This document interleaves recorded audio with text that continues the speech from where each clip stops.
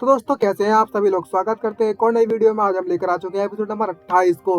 ज्यादा time waste नहीं करते हैं, चलिए स्टार्ट करते हैं आज का एपिसोड। एपिसोड की स्टार्टिंग होती है यहाँ पर बेन लाइटनिंग बाउंड मैजिक का इस्तेमाल करने लगता है, ग्रिम के लठ का इस्तेमाल कर कर, जिसके कारण वहाँ पर लाइटनिंग की जो बॉल्स होती हैं काफी ज्यादा बन चुकी हैं। और ये सब बॉल्स देखने के बाद उसके यहाँ पर इतने भी मेंबर्स होते हैं और जो दुश्मन होते हैं वो सरप्राइज होते हैं, खासकर जो दुश्मन, क्योंकि अब उनकी लगने वाली है ढंकर। और इतनी भी लाइटनिंग बॉल्स है वो और बड़ी हो जाती है और हर तरफ से बिजली ही बिजली चमकना स्टार्ट हो जाती है। और उस बॉल के कारण जो इतने भी दुश्मन होते हैं उन पर लाइटनिंग गिरना स्टार्ट हो जाती है और वो वहीं पर भुनने लगते हैं और वहीं पर बिजली के झटके के कारण मर जाते हैं। और जितने भी मेंबर्स होते हैं सभी को एक एक करके लगना चालू हो जाती है। ये देखकर वो डर जाते हैं जितने भी मेंबर्स बचे हुए होते हैं और कहने लगते हैं ये तो एक लाइटनिंग मैजिक है।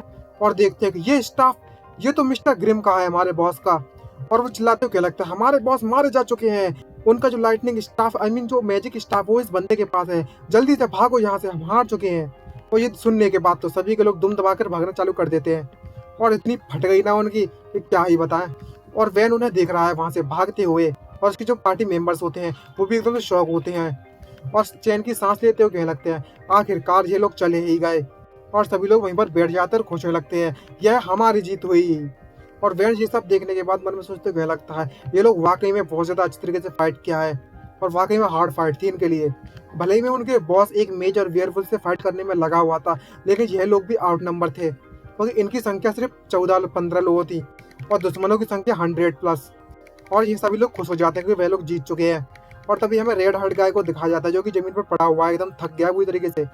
और वहाँ पर लेटे हुए बैन मन में सोचते बोए लगता है, मन में सोचते हुए इसको देखकर मुझे लगता है ये बंदे ने कुछ ज्यादा ही मेहनत कर ली है, इतना काम कर लिया कि ये मरने के काबिल बढ़ने जैसा दिख रहा है। और ये बस मुझे दिखाना चाहता है कि ये कितना काम, मतलब कितने काम का बंदा है।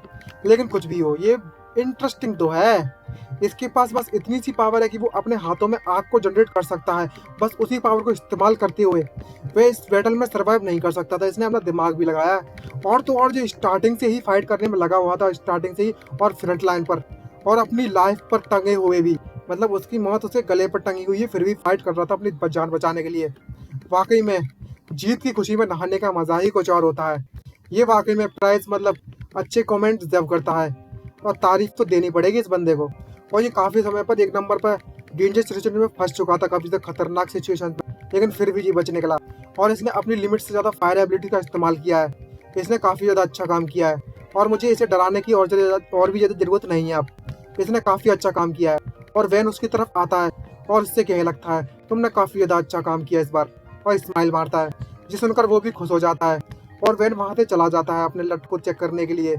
और उस लट को देखते हुए कहने लगता है ये स्टाफ को देखो तो सही, ये स्टाफ ना ही कास्टिंग स्पीड को बढ़ाता है ना ही माना की रेट को बढ़ा देता है, और मैजिक की जो फोर्स है, आई मीन जो पावर है, वो भी नहीं बढ़ाता, वो भी सेम ही है। तभी अचानक से कुछ उसे महसूस होता है और वो लगता है जरा अभी अभी रुको, मेरा जो माना है वो थोड़ा सा बड़ा है, बिल्कुल चावल के दाने जितना, सॉरी वो रेत के दाने जितना है। ये एक नंबर का कचरा आइटम है, कचरा, और वहीं पर जमीन पर फेंक देता है। मैंने उस बात की उम्मीद भी नहीं की थी कि ये आइटम इतना ज़्यादा यूजलेस होगा। अगर मैं इसे साथ में लेकर फिरा तो इसका मतलब यही हुआ कि मैं सबको बताते फिर रहा हूँ कि मैं एक मेज हूँ। तभी पीछे से वो बंदा आता है स्टार्टिंग में जिसने फाइट स्टार्ट की थी सबसे पहले, वो कहता है मिस्टर मेज, और उसे बुला रहा होता है। लेकिन बेन अपने ख्यालों में खोया है और सोच रहा होता है मुझे ऐसे स्टफ नहीं, ऐसा सामान नहीं ले जाना चाहिए, इससे मैं दुनिया को बताता फिरूँ कि मैं एक मैजिशियन हूँ। और सारे लोग वैन के पीछे आ जाते हैं। तभी वैन कहने लगता है अच्छा तुम सभी लोगों ने काफ़ी ज़्यादा अच्छा काम किया है। और वो लोग भी कहते हैं मेज तुमने भी काफ़ी ज़्यादा अच्छा किया है, और आखिरकार हम लोग इस गैंग के खिलाफ जीत ही गए, ये वाकई में हमारी बहुत ज़्यादा अच्छी विक्ट्री थी। तभी वैन उससे कहने लगता है जितने लोगों को भी यहाँ पर चोट लगी हुई है सभी के सभी जल्दी से हॉस्पिटल ले जाओ उनको, और जितने लोगों को सिर्फ चोट लगी हुई है, ज़्यादा से ज़्यादा कोई परेशानी नहीं है, वो लोग यहाँ रुकेंगे मेरे साथ इस जगह की सुरक्षा के लिए। और सभी के सभी लोग इस बात से मान जाते हैं। तभी हमें मॉर्निंग का सीन दिखाया जाता है। यहाँ पर उस वेयर हाउस में अभी भी वैन बैठा हुआ है और उसके हाथ काँप रहे होते हैं और मन में सोचते वैन कह रहा होता है ये सब इसलिए हो रहा है क्योंकि मैं और ज़्यादा नर्वस नहीं हूँ, लेकिन मेरी जो पावर है वो बहुत ज़्यादा खत्म हो चुकी है और मैं थक चुका हूँ। क्या मुझे वाइपर का इस्तेमाल कर लेना चाहिए? नहीं, मुझे अभी नहीं करना चाहिए, मेरे पास कम वाइपर बचे हुए हैं, मुझे इमरजेंसी के लिए उस वाइपर को बचाना होगा। और वो आसमान की तरफ देखने लगता है कि किस तरीके की कितनी सुंदर सुबह आई है।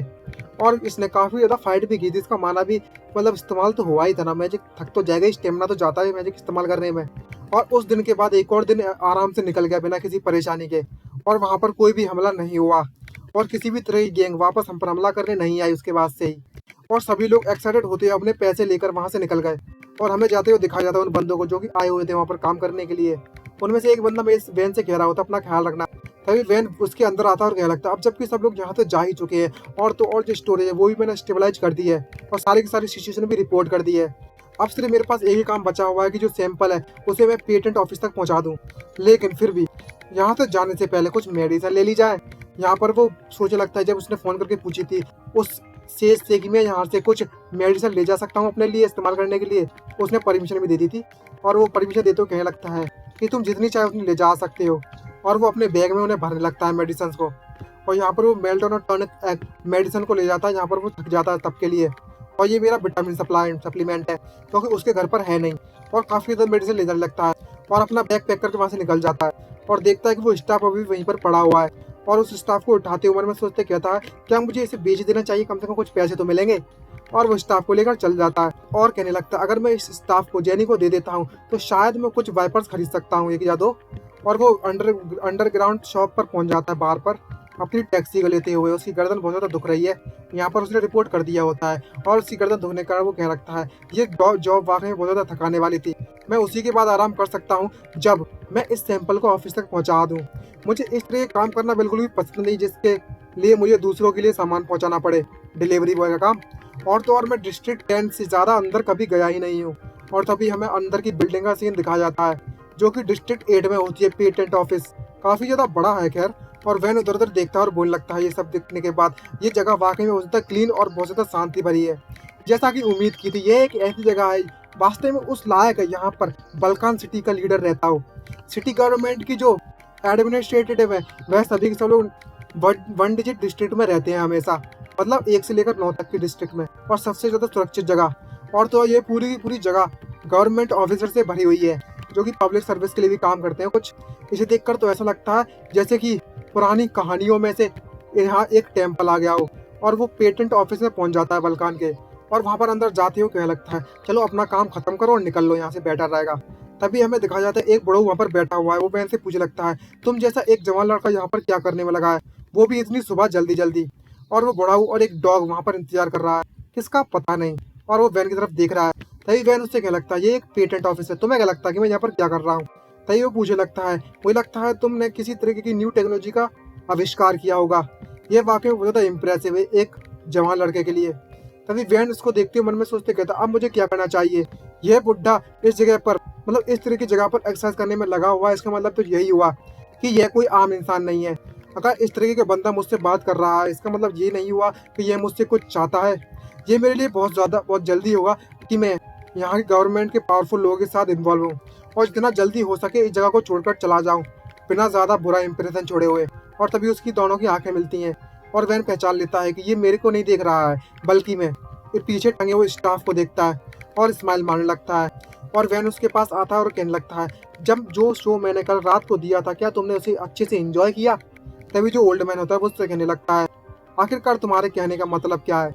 और वो कहने लगता है मैंने कल कुछ पटाखे फोड़े थे, तुमने मजे लिए ही होंगे उन लोगों के लिए जो दूर से देखने में लगे हैं।